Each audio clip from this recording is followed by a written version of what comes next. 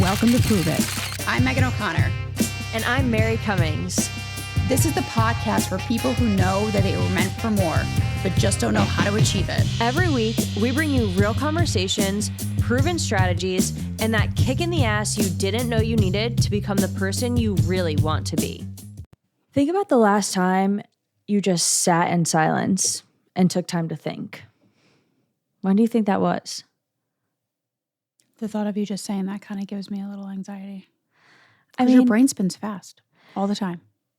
Everybody's brain spins fast. It's the way that our society has been programmed to think. We have smartphones attached at the hip. The way movies are produced are just constant stimulation. Social media, you're scrolling. It's those consistent hits of dopamine that have rewired all of our brains to be task-oriented instead of like in-depth thinking oriented. I will sit in the car in silence a majority of the time because that's like the safe space, right? Like if you're not answering your phone, you're not on the phone, I'm not listening to a podcast, I don't have any music on, that's really my thinking time. Yeah. Is driving as much as we do from appointment to appointment and just being more purposeful about, processing my day, what's going on, what I got going. Like that's where I have all my thoughts is really in the car driving. Me too. That's when I'm building my to-do list, thinking about whatever problems I have going on with active listings, active buyers. It's like, okay, and now how do we work through this? Mm-hmm. And I feel like that's something that's somewhat hard to do because all day you're picking up your phone. The average person picks up their phone 90 times a day. Think about that. 90 times a day. I bet you I'm probably over that. That's like every 10 minutes is Mm-hmm. you're picking up your phone, and it's that hit of dopamine. Even all of the colors on the screen create this hit of dopamine that, we never used to have that growing up. Mm-hmm. You and I grew up without tablets in our hand. The way that they produced movies weren't in as bright as colors. The sounds were different. Things didn't flash on the screen as quickly. And so it has changed the way kids' brains develop, and even as adults, like it rewires your brain to want that constant stimulation. Even when I came home from work last night, I got home at 8:30 and I grabbed something to eat real quick. I sit at the island. I'm on my computer. Penelope's two, seats away. She's on her iPad doing things. And that was an aha moment to be like, you just got home at 8:30. Like put your computer down and like hang out. Like it's just really busy right now and your brain, like you're just trying to clear out your day before the next day starts. And during this time of year, it's hard. It's hard to shut it off, where I said to Penelope, I'm like, I'm going to close my computer. You're going to put your iPad away and we're just going to talk about today. Yeah. How was your day? But I had to think that way to be like, this is wrong. Like this isn't right that I'm doing this. Pack it up and tomorrow's a new day. And it's ingrained into our society. Think about your day. You wake up, you put your headphones on, you go to the gym, you check your phone, you check your weather, you check social media, see what's going on, you check the news, whatever it is. Every step of your day, you're making calls. There's always that level of stimulation. So it does take time and it does take effort to be like, I just need to be bored for a minute. Think about how many times a day, like you used to go up to your parents and be like, I'm bored. And they'd say, go play outside. Yeah, I hear it all the time. If we're out at a restaurant and Penelope wants my phone and she's like, well, Mom, I'm bored. And my first response is boredom is a part of life.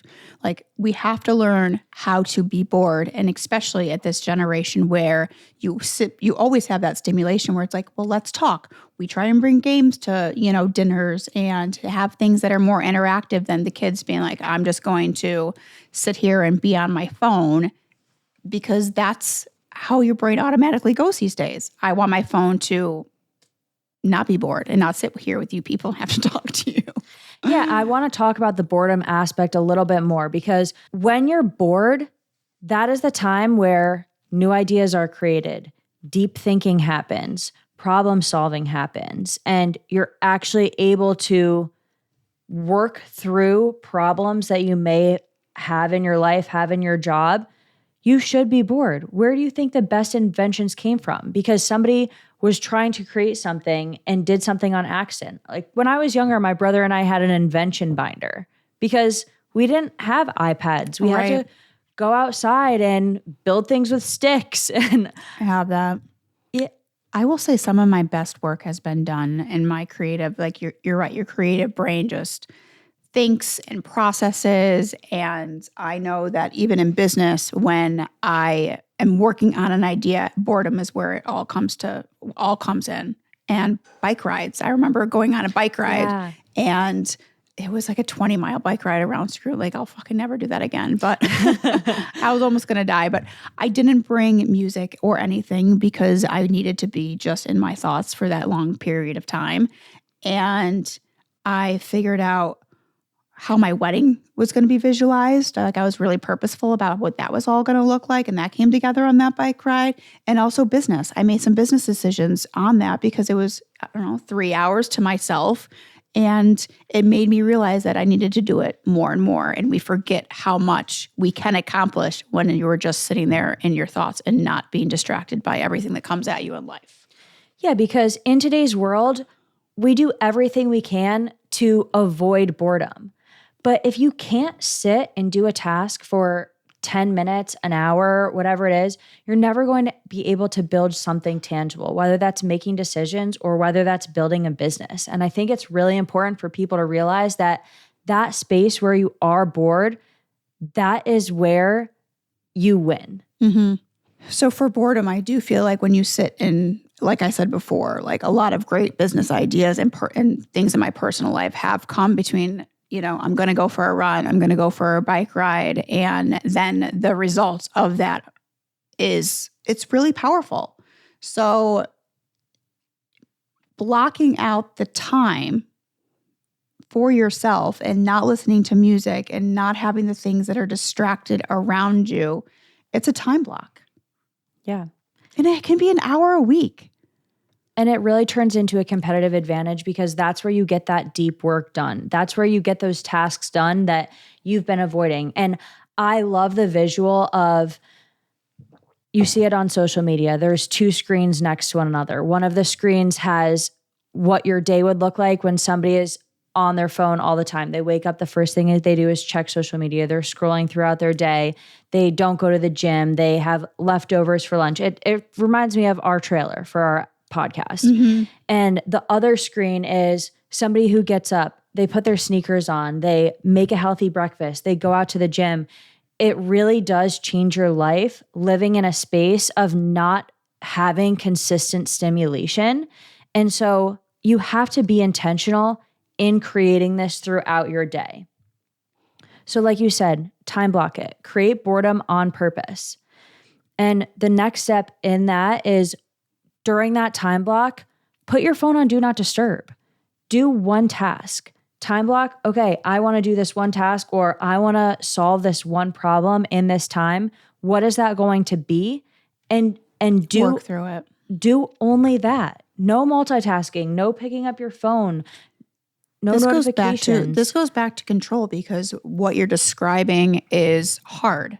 It is. It's not easy to time block and actually stick to doing this task in silence every day and really work through that, where it would be interesting to do that audit that we talk about in 1 hour a week and how much power that's going to give you to complete and to get through a new business idea or something in your personal life that you just need time to sit and work through for those 60 minutes. Yeah. I have a time block to my calendar as my CEO task time. So I have an ongoing list, and whatever my top of list task is, I know each day, okay, I'm going to tackle this one top of list task. I like to do it first thing in the morning before I even go to the gym. I'm like, wake up. That's when I'm my freshest. It's my CEO task time. This is the one task I'm tackling today. The rest of the world is silent. I mean, nobody's trying to text you or call you at 5, 6 o'clock in the morning. That's the best time to get all this done, is obviously in that morning time frame. And I even I read a book years ago, and I don't remember what it was, but the concept of it is basically don't pick up your phone or use your phone or check anything, even an email, until noon. Like basically from when you wake up to noontime, because nothing's going to change, especially in our industry sometimes, where attorney can't take care of something. I have people that look at my emails that can return things. And just like, you don't really need to look at your phone until that's time blocked at noon. Yeah. And I was like, what are you talking about? I haven't been able to do that, but it's just the concept of go as long as you can. Go as long as you can without picking it up and see what your then day goes. And then so let's say your day starts at, a work day starts at 9:00. What's really happening between 9 and 12 o'clock in your day that is a time of the essence that can't be handled at noontime? Right. Most people are just following up on emails, checking things, getting their calendar in order. But you get consumed with it. You do. And that will end up it goes back to the 80-20 principle. That's your 80%, and it will end up taking a hell of a lot longer than you ever planned on it doing. It's just those distractions. We call them like the shiny objects that, oh wait, I need to do this, and being more reactive. Yep. And so when you do this, and when you make it a habit to be consistent, you actually will start to rewire your brain back to what it used to be and not craving that consistent stimulation. And I also saw something that said, if the first thing that you do in the morning is pick up your phone and go start scrolling on Reels, your brain is going to crave that all day long. So and then it's a consistent habit. You're going to do it day after day after day, where it's like breaking that one habit. Exactly. It's going to change the whole rest of your day. So you don't necessarily need more time, more stimulation, more social media. You just need less distractions, and it's going to change your life. Boredom. Yep. Who would have thought? I know, right? So do this exercise. Time block an hour, whether you want to do 1 hour a week to start or 1 hour a day, and make it your no distraction time. No music, no phone, no extra tasks, whether you're just taking that time to sit and think or to focus on that task on your to-do list that you've been putting off because it's going to take an hour of no distractions to get it done. The work isn't hard. It's just what most people won't do consistently.